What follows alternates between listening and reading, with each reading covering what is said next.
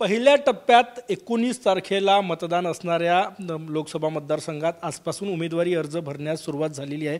माझ्यासोबत नागपूर चे जिल्हाधिकारी आणि निवडणूक निर्णय अधिकारी आहेत डॉक्टर विपिन ईटनकर सर काय सांगणार? नाही, आजपासून 27 पर्यंत नॉमिनेशन दाखल करण्यासाठी कॅन्डिडेट्सला मुभा असणार आहे। त्यामध्ये 3 दिवस सुट्ट्या पण येत आहे, त्यामुळे सगळ्यांनी अर्ली लवकरात लवकर आपलं नॉमिनेशन अर्ज भरावा अशी विनंती मी करण्यात येत आहोत। त्यानंतर 27 पर्यंत हे लिमिट आहे, त्यानंतर 28ला स्क्रुटिनी आहे आणि 30 तारखेपर्यंत विड्रॉल करण्याची मुभा देण्यात आलेली आहे।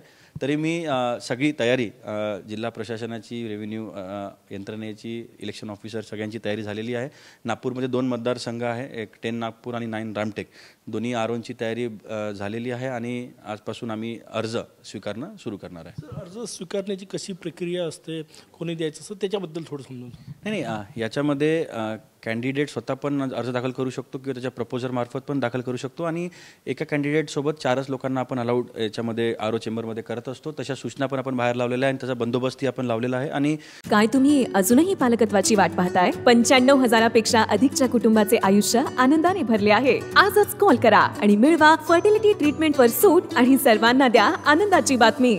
100 मीटरमध्ये आम्ही सगळं ब्लॉक करत असतो आणि 100 मीटरमध्ये फक्त 3च गाड्या आपण अलाउड करत असतो आणि त्याच्यामध्ये त्यांना नॉमिनेशन फॉर्म भरण्याचं, त्यांचं अफिडेविट द्यायचं आहे, त्यांना ओथ द्यायची आहे, त्यांचं सिक्युरिटी डिपॉझिट आपल्याला जमा करून घ्यायचं आहे। हे सगळं प्रोसेस जे आहे ते ऑलरेडी आम्ही एक बाहेर कक्ष केला आहे, जिथे आम्ही नॉमिनेशन अर्ज देण्याची सोय आम्ही केलेली आहे। कोणीही पण कॅन्डिडेट येऊन तिकडे आपलं नॉमिनेशन अर्ज आणि संबंधित डॉक्युमेंट्स घेऊन जाऊ शकतं। सुरक्षेची कशी व्यवस्था? कारण की मोठ्या ज्या पक्षाचे उमेदवार आहेत ते हजारोच्या संख्येने या ठिकाणी येत असतात उमेदवारी अर्ज भरताना। नाही, याच्यामध्ये कमिशनच्या गाईडलाईन्स आहे की आरो ऑफिसच्या, आरोच्या जो कार्यालय आहे त्याच्या 100 मीटरमध्ये कोणाला पण अलाउड नाही आहे आणि त्याच्या बाहेरसुद्धा DCP रँकचा अधिकारी त्याच्या सिक्युरिटीचा इंचार्ज असतो। त्यामुळे ऑलरेडी आमच्या 2 ते 3 फेऱ्या आणि रिकी आम्ही ऑलरेडी केलेली आहे आणि जिथे तिथे एंट्री होते सगळे आम्ही ब्लॉक केलेले आहे। त्यामुळे कडोकड बंदोबस्त असणार आहे आणि कसलाही लॉ अँड ऑर्डर 144 असो सगळे सेक्शन आपण इन्वोक केलेले आहे। त्यामुळे कसल्याच प्रकारची इरिस्पॉन्सिबल बिहेवियर बर्दाश्त करण्यात येणार नाही। शेवटचा प्रश्न, पहिल्या टप्प्याच्या प्रक्रियेसाठी निवडणूक यंत्रणा सज्ज आहे असं म्हणता येईल?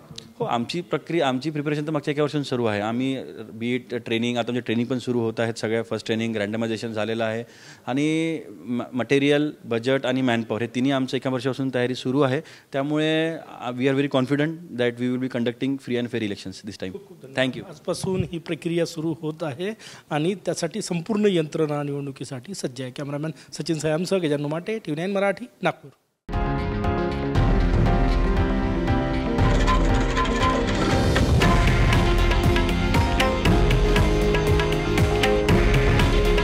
हे आहे देशातील नंबर 1 न्यूज नेटवर्क आणि आपण पाहत आहात TV9 मराठी। काळजी तुमची, हित महाराष्ट्राचं।